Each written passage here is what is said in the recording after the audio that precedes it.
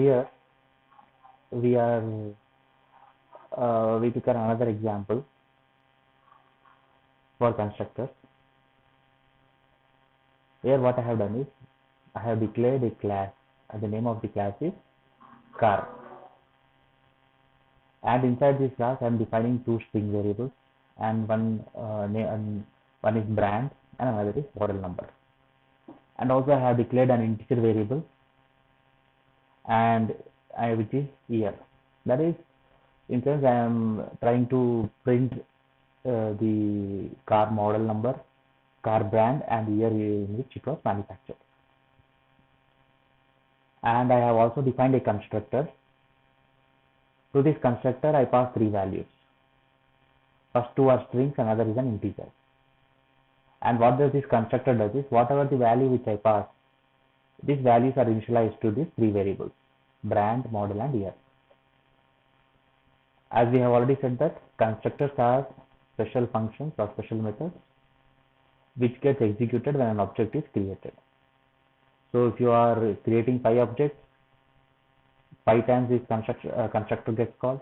If you are creating 10 objects, 10 times this constructor gets called. And each time I create an object, I pass values to it. That is, if I am creating 10 objects, 10 times I pass 3 values, so 10 values gets initialized with their respective objects. What do I mean by that is, please look at this main function here. In my main function, what I have done is, I have first created an object called as car object 1. As soon as this car object 1 gets created, your compiler looks at the class and sees whether there is a constructor initialized or not. Yes, there is a constructor for us. And this constructor takes 3 values, 2 strings and 1 integer. So what I am doing is, while creating an object, I pass these 3 values. So as soon as an object gets created, constructor gets called, and to this constructor these 3 values get passed to it. So here BMW, X5 and 1999 gets passed to this constructor, and what happens is BMW gets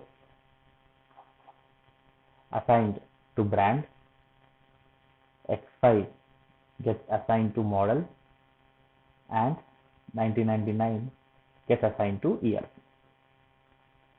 Understood? So all these 3 values are associated with car object 1.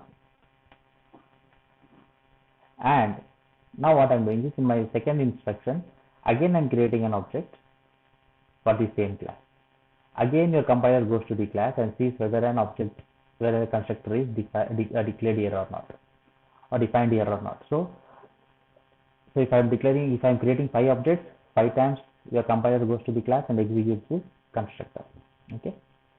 Now what happens is, as soon as I create an object called as car object 2, again your compiler comes to your class, it executes this constructor. Now what happens is, the 3 values, now Ford is assigned to brand, Mustang is assigned to model, 1969 is assigned to year, and all these 3 values pertain to car object 2. So whenever I say car object 1 dot brand, whenever I want to print it, so what gets printed? BMW gets printed. So whenever I say car object 2 dot model, so Mustang gets printed.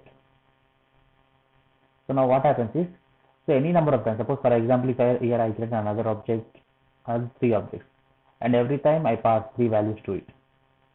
So what happens is, every time this constructor gets called, and whatever the values which you are passing gets assigned to this model, brand, and year, and I can access these values respectively using the object names. So car object 1 as values BMW, X5 and 1999, car object 2 as Ford, Mustang and 1969. So just by creating a constructor, what I am doing is, I am initializing the values to these variables any number of times as soon as my object gets created. I don't have to write a special function for initializing the variables and call it separately. So Initialization, most part of your C++ code, initialization of your variables is done at your object creation itself using your constructor. So this is one such example which illustrates that.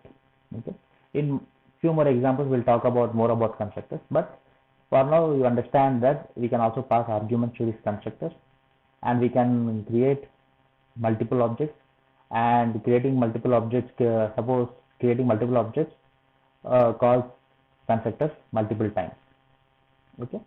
So similarly, similar to your constructor, we also have something called as destructors. You don't have to call it explicitly. And also, if you, even though you don't define a constructor here, by default there will be a constructor called by your C++ class. So those are called as default constructors. Here, what we are doing actually here is we are overriding the default constructor. So we'll talk about it more about it later on. For now, understand that constructors are special type of functions which gets called when an object is created, and mostly it is used for initialization of your class variables. Okay, so we look at more examples in our next video.